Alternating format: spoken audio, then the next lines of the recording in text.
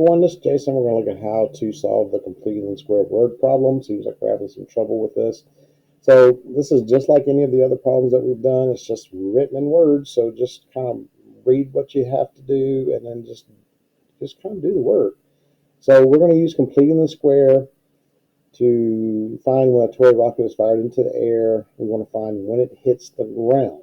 So here's the equation. And we want to know when the height is equal to 0. We're given everything we need to know. So basically, we're just coming in here. We're taking our function, h of t, and then that's 6t squared plus 24t plus 48. And we're going to set it equal to 0. And now, if you're looking up how to do things in Algebra 2, and you see anything that looks like this,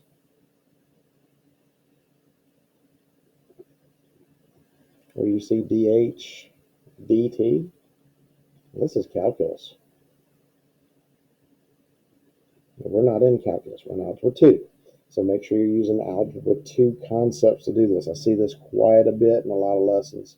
So if you are looking things up and you see anything that has something to do with DHs and DTs or D anything, that's calculus. We're in Algebra 2. So let's make sure we focus on doing things the way we teach it in the lesson using Algebra 2. So right here, from here, we're told right here to use completing the square. So we're going to go through the completing the square process. Well, the first thing I notice, everything here is divisible by 6. So I'm going to divide everything by 6.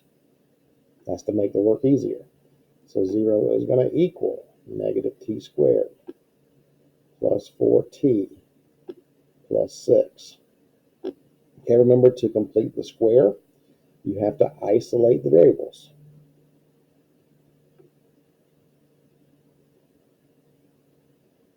So we're moving these variables to the opposite side. And so that gives me t squared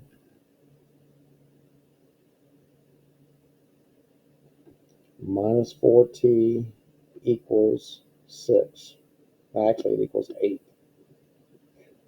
I was going to get all the way down and have the wrong answer there. 48 divided by 6 is 8. So there we go. So from here, this is where we're going to complete the square. I'm going to move this over here so I have some work or some space. So I've got t squared minus 4t equals 8. So remember to complete the square, it's b divided by 2 squared. So here it's negative 4 divided by 2 squared. So I'm going to add 4 to each side. And then I have, this is the completing the square part, I have t minus 2 squared, because negative 4 divided by 2 is 2, equals 12. Right? So from here, it's a square root. So I've got t minus 2 equals positive or negative square root of 12. And now it's just a matter of simplifying. So I'm going to add 2 to each side. And so I have t equals 2 plus or minus, and I'm going to simplify this. This is 4 and 3, so I'll have 2 square root of 3. And so my answers are, and we have to check these answers and see which one's a viable solution here. So we've got 2 plus 2 square root of 3, and we have 2 minus 2 square root of 3. So we're going to see which one of these is a good answer. I'm already going to go ahead and tell you that's not a good answer because it's going to be a negative number. We can't have negative time.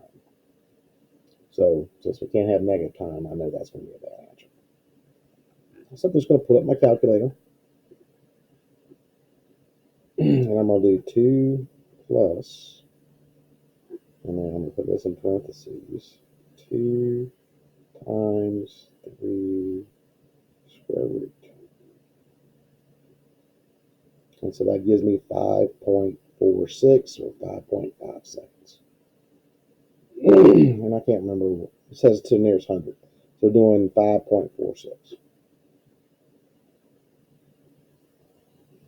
And this is seconds because we're talking time. T is time. So that's the process. And now I'll show you, but I already know that 2 minus, and then 2 times 30 square root. Just make sure you know how to use your calculator.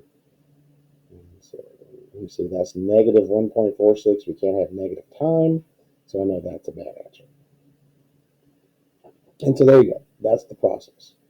So set it equal to 0, divide to make it simpler, complete the square, solve the complete the square problem, check your solutions, and you're asked to do the exact. So this is the exact, and this is the estimate.